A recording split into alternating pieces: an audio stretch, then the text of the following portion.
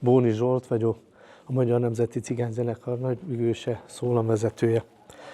Igazából ez egy gyönyörű és nehéz súlyú vállalás, amikor egy zenekart újraindítunk.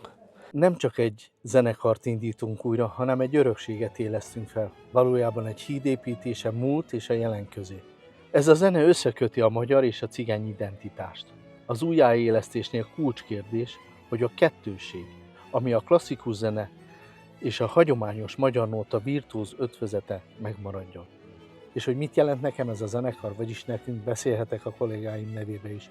Egy missziót, egy olyan közösséget építsünk, ahol a hagyomány tisztelete és a változás bátorsága kéz a kézben jár.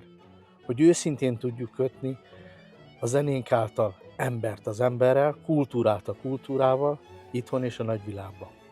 Meg akarjuk mutatni, hogy a Magyar Nemzeti Cigányzenekar nem csak a múlt büszkesége, hanem a jelen életereje is, a jövő hitvallása.